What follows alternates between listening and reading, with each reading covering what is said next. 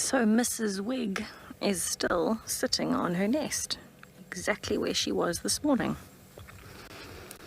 And it is very obvious to me why she keeps coming back here. It's probably the coolest that I have felt all afternoon. There's a slight breeze, and it's really nice and protected from the hot sun. You can see the sun is just behind there, but she's chosen a position where she's got cover pretty much all around her except on the eastern side. And that's where the sun rises, so that's perfect. It's there to warm her up in the morning. You can see it's on a bit of a cliff face. And so she's very well protected from the wind, she's well protected from the sun, and she's got just enough open space in front of her that when the sun is up in the morning, it'll keep her nice and warm. So I definitely understand this concept of coming back to this nest every single year. I can't wait to see if there are any chicks or if they're still eggs yet. So I'll have to keep coming to check on Mrs Wig every day.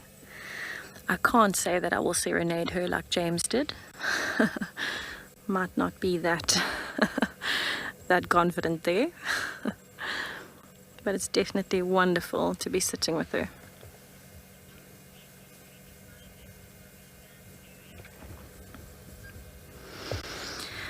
Otis, there are a number of different owl species that you would find here. You would probably find this, which is the spotted eagle owl. You'd probably also find the Verreaux's eagle owl, which are the two biggest species here.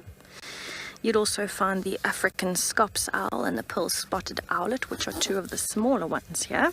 But let me just have a look. I would also say African barred owlet you would find here, so that's 5. Southern white-faced owl, 6. Western barn owl, if you're very lucky, 7.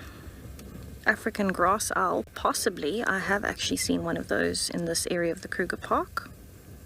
8. Maybe an African wood owl, 9. Marsh owl, 10.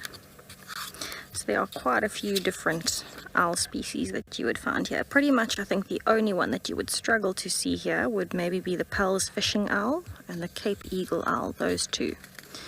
Cape eagle owl is much more prominent in the Cape, so Western Cape and slightly up the eastern coastline.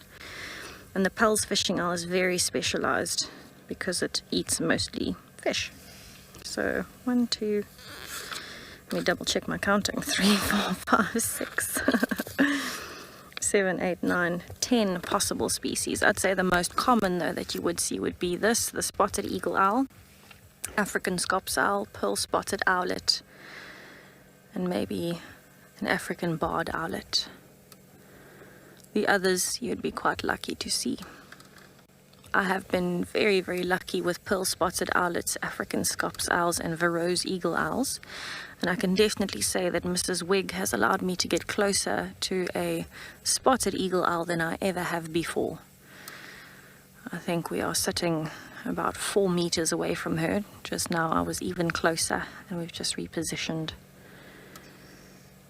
So I'm definitely feeling very, very lucky on the owl front today.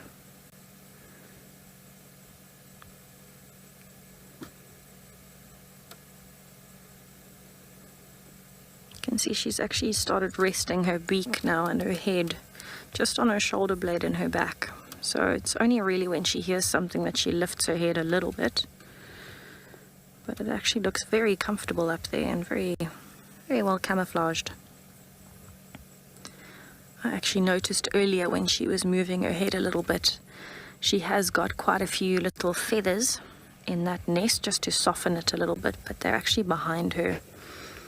And I've noticed in the grass as well, in the surrounding banks, that there are quite a few soft feathers here too, just stuck to the grass. So she's definitely been rearranging the nest a little bit. But very, very interesting to be able to sit with her. I know the male is close by as well.